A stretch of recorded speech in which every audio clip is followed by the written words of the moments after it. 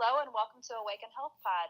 I'm Jennifer Grogan, Integrative Health Coach with Greenleaf Wellness in Central Illinois, and with me is my co-host, Shanna Scordel, Integrative Health Coach with Inspire Wellness for You all the way in Arizona. How are you, Shanna? I'm good. Episode 9, January 22nd, 2018. This is pretty cool. We're almost at 10 episodes. Yay, happy dance. Congratulations. Exactly. You too. Thank you so much you. for all your hard work. Yeah, you too. So today we decided the topic is going to be on fasting and intermittent fasting, and we just kind of want to share some information. Jen, do you have a topic you want to start with first to get the listeners ready?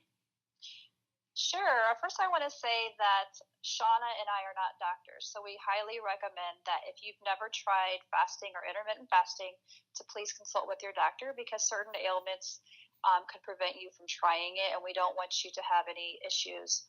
I will say that intermittent fasting is not a diet, it's a pattern of eating. Keep in mind that intermittent fasting is a good way to keep muscle mass and getting lean.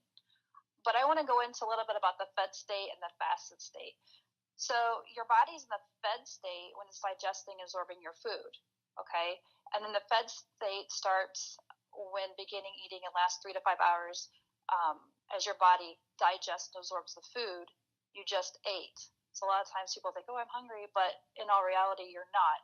So then it's very hard for your body to burn fat because your insulin levels are too high.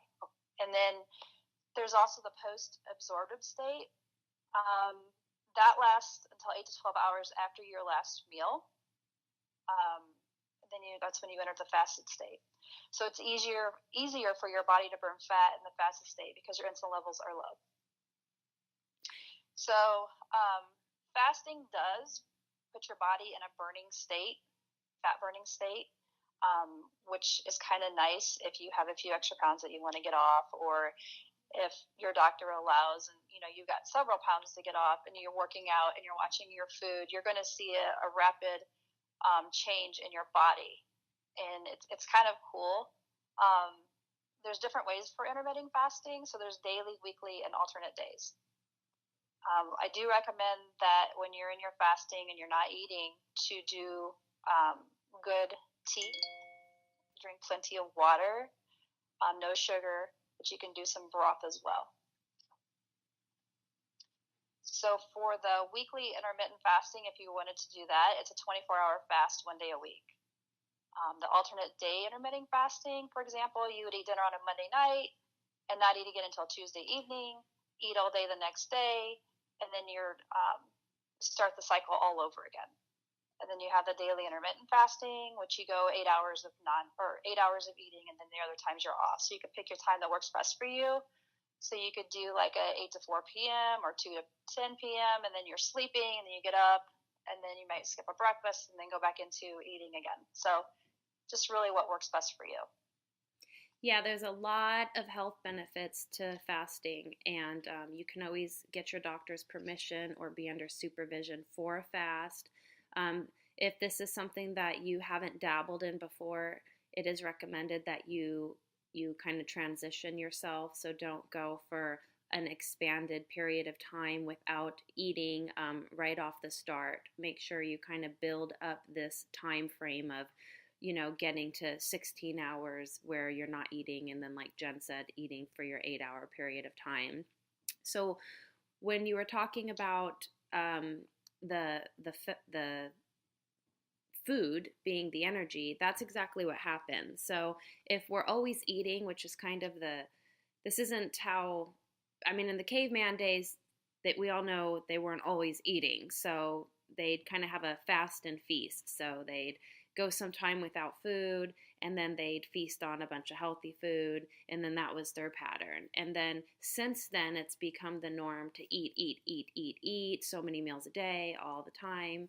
And although that could also have its benefits for some, this is a little bit of a different approach where you're not eating quite as much or for so many time frames, because when you eat food, your body uses that food as glucagon, and that's your source of energy. So if you're always feeding yourself with food and your body's always using that as its energy source, then your body never gets to transition to using your stored fat, which so many of us have, and we all have, and that's there to help nourish us when we don't have such a surplus amount of food. So with the modern way, eating all the time, you're never getting to that stored fat, and that's a great source of energy. There's so many benefits to fasting. There's what's called autophagy, and this is kind of like, you can think of it as a trash can for your cells and your mutant cells. And so when you get to this certain point, the sweet spot for autophagy during a extended water fast, it's kind of like your body attacks mutant cells, regenerates new cells.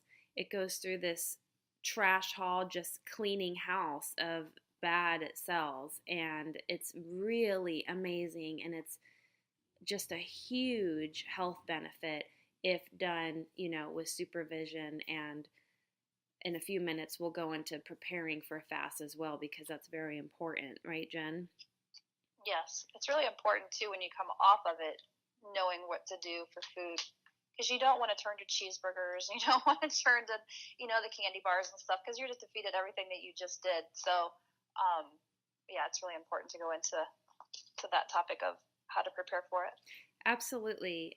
It's very important to have maybe 4 or 5 days prior to your fast. It's important to kind of convert to more fruits and veggies, light soups, low carb, low sugar, low alcohol, or none for that matter, and just kind of getting your body in a more cleansed state with lighter foods, whole foods, not real heavy carbs.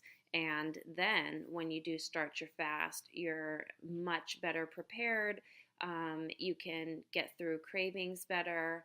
And this should be a experience. It's kind of therapeutic. So when doing a fast, the concept isn't for you to be miserable and hungry and starving and complaining the whole time. It's really, really a mindset. You really want to think positive about what's happening within your body and what health benefits there are, and getting rid of those, rancid cells, and doing something good for yourself. And so it's really important the first couple days to just be kind of calm and relax and meditate and drink a lot of water. And if you do get hungry, drink a whole glass of water, relax a little bit. And then once you're able to, or once you build this up as a pattern, then you can get to the place where you can exercise during your fast, because there's tremendous benefits with that as well. And you just want it to be, as peaceful of an experience as possible. And the biggest situation here is we're not constantly eating. So we're giving our digestive system a break that really doesn't happen very often these days. And that in itself is just so good for the body. That's one of the benefits I like about it, because people think, oh, I need to eat. But then, like you said, it's giving your digestive system a break. It allows you to just be calm and let your body do its work naturally without having the added food to try and digest and push out. So I always, if I feel like I'm too bloated, I'm full, I just can't eat, I'll just drink liquid. And it's usually a green tea or water, and then skip the meal. And I feel so much better. And I feel lighter. With the working out, I know that you mentioned that you could work eventually through that. At the very beginning, I don't recommend that. So you want to do your hours of fasting and eating around your workout, so you don't feel sick, because you'll get lightheaded and stuff because you haven't fed your body. But as you get going, you do get used to it. I probably do it 1 or 2 times a week for myself, just to give my body a break. And the benefits are good. And it turns off that little signal in your head of, oh, I'm starving, so it does help with the cravings and the sugar cravings and stuff like that, but you have to get used to it. If you're worried about being home around the food in the house, maybe schedule a day that you're going to be busy so you're not thinking about food, but keep the liquids on hand. Definitely. Some of the health benefits, besides just the cell regeneration that we discussed, is, believe it or not, this is really helpful for lowering your risk of type 2 diabetes. Intermittent fasting can reduce insulin resistance. And what happens is when you eat, it raises insulin, which is a hormone. And when your insulin is raised, your glucagon goes down. Well, for autophagy to take place, you have to have your insulin go down and your glucagon go up. So only when glucagon goes up, where there's a little bit of a deprivation of nutrients, is when this amazing cell regeneration can take place. And so if your insulin's going down, you're lowering your blood sugars, and it's huge. It's huge for fat burning is when your insulin levels drop significantly. And the human growth hormone increases fivefold during intermittent fasting. And this is a lot of times, I know there's men in the workout world who get confused about this because, we're under the assumption that we have to eat right after a workout or so close to a workout and get our proteins or we're going to lose the muscle mass. And I know, just a couple percent of muscle mass is so important, and you guys, women too, have worked so hard to gain that. But when you look at the health benefits with the intermittent fasting and how the human growth hormone increases, this is a huge benefit, and it's great for muscle gain. And there's tons of articles out there, there's tons of documentaries out there. So anytime Jen and I share, we always, encourage you guys to either ask us questions through our coaches at awakenhealthpod.com email, or just do some of your own research as well. And listen to your body. If you do decide to do it, listen to the body. It will tell you what it needs and what it doesn't want. So a lot of people freak out. You don't want me to eat, But if you train your body to eat all the time, you're not going to know if you can do this. And if you can do this, and then you feel like, oh, wow, I don't have that. Oh, my God, I'm going to die because I'm not eating right now. So there again, if you have ailments, talk to your doctor first and then just try it out. But I just like the fact that it helps with the cravings. It's like, you think that you need food all the time because we're so used to the hearing, 6 meals a day, small meals. But you don't, if that's good for some people, but for some, it's not required. So right. I just know I enjoy my 2-3 days a week of skipping meals here and there. So yeah, and across the world, there's facilities that do these extended fasts to help cancer patients and those with diabetes. And believe it or not, this helps your immune system. It's really good when your body needs to be healing. For example, around surgery time, it's amazing for chemotherapy patients, the fasting. And for any of you guys going through that, we would love for you to talk with your doctor and research some articles online and share them with your doctors. And this has actually been happening, the autophagy research, since 1962, I believe. So, this isn't brand new. This isn't a fad. This isn't, something new that we're trying. There's a lot of science-based research with this and the pathways in the body. So it's pretty amazing. Well, I know a lot of people are on the ketogenic diet, and there again, you're looking at the intermittent fasting to the ketosis, the words burning the bad fats and getting lean and firm and stronger and with the healthy portions of the good fats and the protein. You make sure you have your protein. You can do the shakes, if you're not going to do it out of your vegetables and your meat and beans. I would recommend a plant-based protein shake. You can't go wrong with it. It's just something that you'd have to try.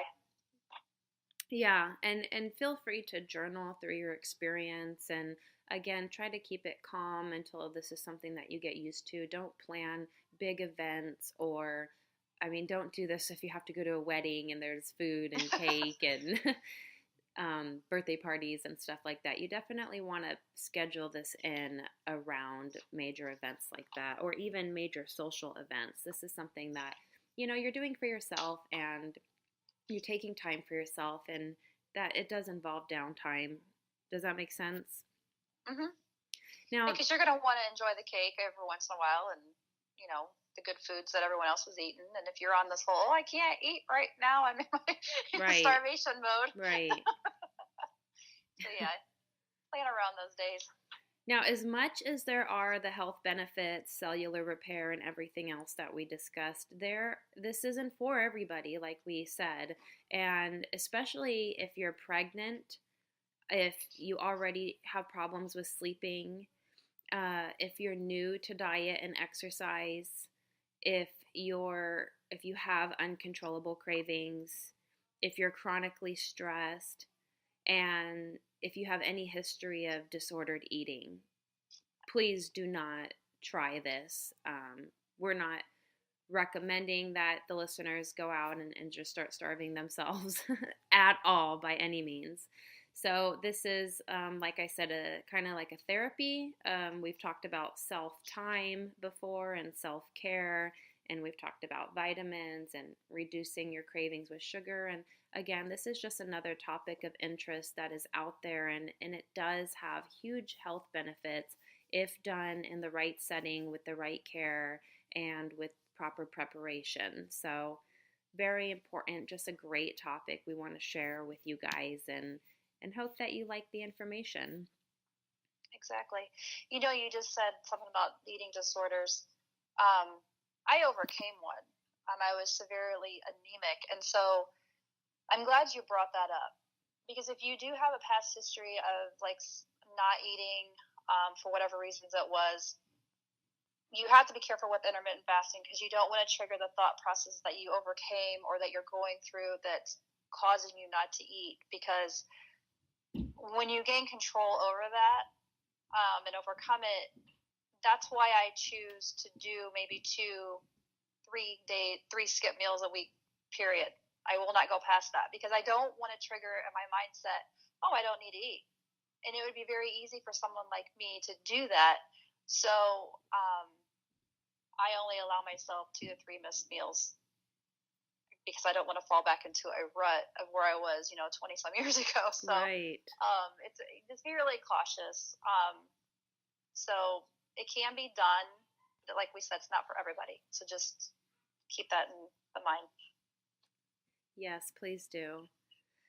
Now, when we did talk about entering into your fast and how to prepare 4 to 5 days before at the beginning of our topic today, there's also a way to come out of your fast. So, like Jen said, you don't want to come out of it just engorging in large, fatty, fast food meals because you feel, ravished. What's best is if when it is time to break the fast, you have some lemon water, and then a couple hours apart, you just have a couple small meals. Well, not even like a meal, but like a serving of fruit or a cup of broth, like Jen mentioned. And then ideally, after about 5 to 7 hours, then you could have a normal, whole food, healthy, non processed meal. And then you just kind of hopefully will have adapted some healthier alternatives, and moving forward you would be able to be eating healthier and cleaner in the way that you want to. And so if you did come out of a fast and then you engorged in a huge meal, that's possible. It's not impossible to do that, but what happens is you're putting so much stress on your digestive system after everything that you just went through, and you will have bloating and constipation and maybe stomach pains, and so it's just not recommended. You want to start out with like lemon water or fruit or applesauce or broth, a little soup, and just start slow, keep it a calm pace, and then move forward from there. Right. And after time, I mean, at the very beginning, you might be like, oh my gosh, I'm starving. I need this huge meal. But as you get going, it's not like that at all. You're just going to be Mm-mm. like, oh, it's food. Yeah. I'm going to starve myself again, but oh, there's food coming my way. No problem. But From my experiences with healthy. fasting and intermittent fasting, it's unreal how much it's a head game. You're Mhm. not even starving in your belly. You don't have stomach pains. You're not hunched over on the side of the floor going, I need food. It's not like that. You are perfectly fine. You have more time on your hands because you don't have to prep meals and clean dishes and cook and do this and do that. And all it is a head game. It's just, if I was to eat right now, what would it be? And what will it be the first thing that I eat when I'm done with my fast? And I could eat right now, but I'm not starving. But I haven't eaten in how many hours? And so it's just a head game. It's you're going to be fine. You're going to make it, as long as you're able to have a strong positive mindset. Exactly. And keep the fluid, so you'll be fine. It is frustrating when people share their negative criticism, for people who are doing this for health purposes and for anti aging properties and cell regeneration. If someone isn't educated in the area of fasting, they might think that you're only doing it to lose weight, or that you want to starve yourself, or that you're harming your body or your family by, doing this to yourself. It's that's a negative opinion, and it's not supportive to you, and it's just really important that you know why you made the decision to do this, and that Mhm. you're clear on understanding the process and your why. That way you can feel proud and you can get through it because you're doing this for yourself and not for anybody else. Exactly. And in all reality, when you're sleeping, you're fasting. So, Exactly, exactly. We so all if fast every day. Exactly. right, so if you stop eating dinner at 6 and you don't eat anything after that, and you go to bed and you wake up in the morning and you may not eat until 10 or 11 a.m., or maybe wait until lunch. A lot of people skip breakfast. There you go. You just did a fast. Yep, So exactly. it's just, you just weren't aware. And then even when you're sick, you're not eating. You're on broths, you're on water or a 7-Up or something for the stomach. You know, even though you're sick, you're not eating. So it's just all, like you said, it's all in Exactly. the mind frame. Yep, And in fact, it sharpens your mind it because you does. get more clarity. You You're do. not foggy headed and you can think. And it's really amazing. So it's totally up to the bio individuality. Yes. And I do love that light and enlightened feeling after you kind of detoxed a little bit and cleaned your organs and don't have so much, build up in there. And it's a good feeling. Not only does it save you, time, it saves you money because now you're not buying as much at the grocery store. If you know ahead of time, these are days I'm going to be skipping, and this is what I'm going to be fixing when I do eat. So your meal prep is lower. So you're saving some costs there. Right. And I mean, there are, some side effects. Like if you're not drinking a lot of water, you could be at risk for dehydration, which is not good. And so you want to drink a lot of water.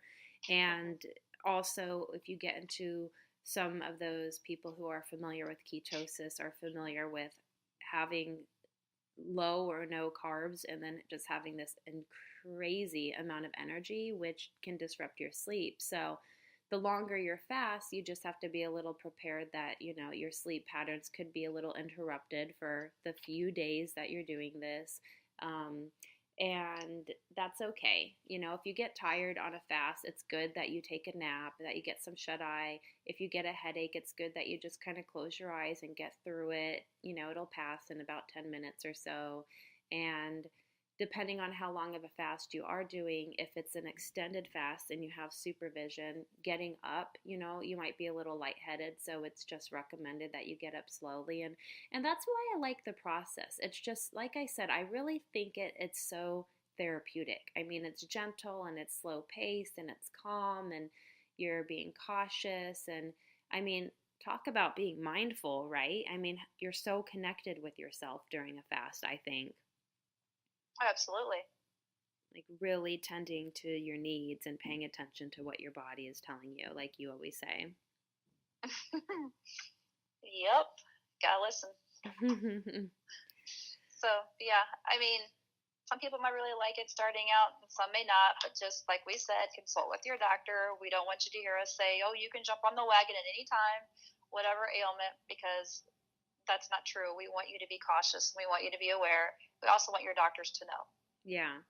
And this is something that you do want to put on schedule. You don't want to just do this on a whim whenever you have some fire under your bum and think that you can handle it, because you don't want to, do it too much. You want to make sure that you are including large, healthy meals in between your fasts. That way your body isn't just on a pure restriction mode.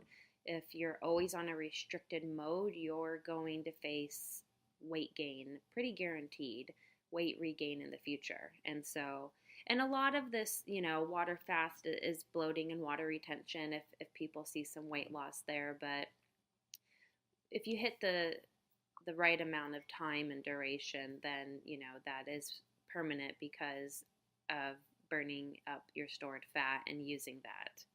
Unless you build it right up real quick. If you just go on a, feasting party for a week, then, you might have gotten rid of some bad cells, but it wasn't a weight loss technique at that point. No. So there's a lot to consider, but I would start with the 8 hour and then work your way up that way. Yeah, exactly. Increase your time each day until 16 hours is a good place to be if you do intermittent fasting, to not eat for a 16-hour period of time. 16 to 18 hours there's some pretty good research in that time zone. It's so funny because I used to always be the mom who was eat all your food and we don't want to waste it, and I made it for you, and this is healthy, and eat your grow food, and you need this, and breakfast, lunch, and dinner. And I still have my days because as a parent, when your kid gets to eat again, the schedule, how the day's going to go. And so you don't want to, go to an event and they're starving. And so I still do it. But the whole fasting benefits really made me consider, if my kid doesn't want to eat breakfast that day, then that's okay. He's fasting, his body's cleaning out, and giving his digestive system a break. And, if they don't want to eat their whole plate or they're not as hungry today, it just kind of made me think differently. Does that make sense about just, letting their body kind of run its pace? Yeah, and I think it's normal for every parent to push the food on the kids in the morning. I do that too, but a lot of times mine look at it and don't eat it. So I'm like, well, they're still here. Right. So, but yeah, I mean, I think it's good for everybody to have that break in their body. Yeah. But I can see your point because I am a mom of two, and I'm like, here's your breakfast. Ew, that looks gross. I don't want to eat it. And they don't have the time, and I'm like, I just took time making that for you. I know. But yeah. I'm like, they get through school just fine. I know what I packed in their lunch, and I know what I'm making them for dinner. So their bodies are just different than ours. And they actually eat less because their stomachs are smaller. Right. Yep. Well, we hope everybody has a healthy week. We hope that this was insightful for you. And again, feel free to, check out some articles and documentaries and see kind of a little bit more about this. Absolutely. Don't just take our word for it. Have a great day, everybody. We'll talk to you next week. Bye.